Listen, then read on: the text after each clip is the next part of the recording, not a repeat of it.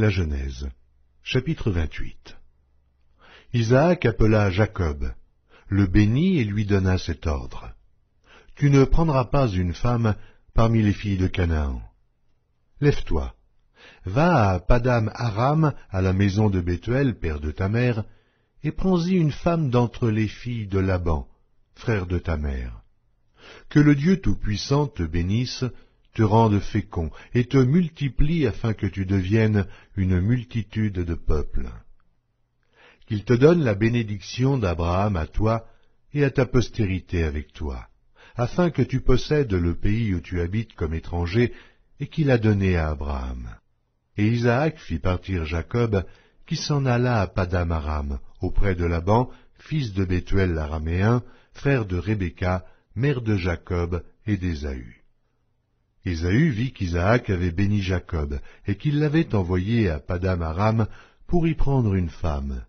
Et qu'en le bénissant, il lui avait donné cet ordre, « Tu ne prendras pas une femme parmi les filles de Canaan. » Il vit que Jacob avait obéi à son père et à sa mère, et qu'il était parti pour Padam Aram.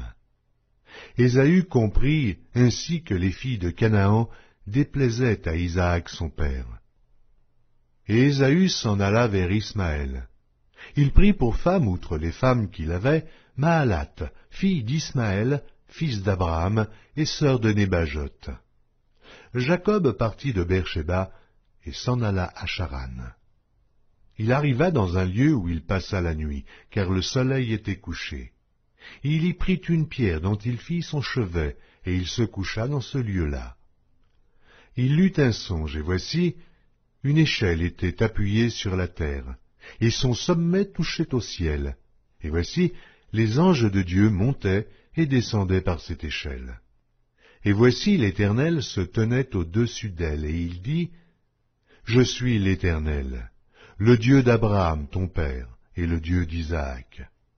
La terre sur laquelle tu es couché, je la donnerai à toi et à ta postérité. Ta postérité sera comme la poussière de la terre. Tu t'étendras à l'Occident et à l'Orient, au septentrion et au Midi, et toutes les familles de la terre seront bénies en toi et en ta postérité. Voici, je suis avec toi, je te garderai partout où tu iras. Et je te ramènerai dans ce pays, car je ne t'abandonnerai point, que je n'ai exécuté ce que je te dis. » Jacob s'éveilla de son sommeil, et il dit, « Certainement l'Éternel est en ce lieu, et moi, je ne le savais pas. » Il eut peur et dit, « Que ce lieu est redoutable. C'est ici la maison de Dieu, c'est ici la porte des cieux. » Et Jacob se leva de bon matin, il prit la pierre dont il avait fait son chevet, il la dressa pour monument, et il y versa de l'huile sur son sommet. Il donna à ce lieu le nom de Béthel, mais la ville s'appelait auparavant Luz.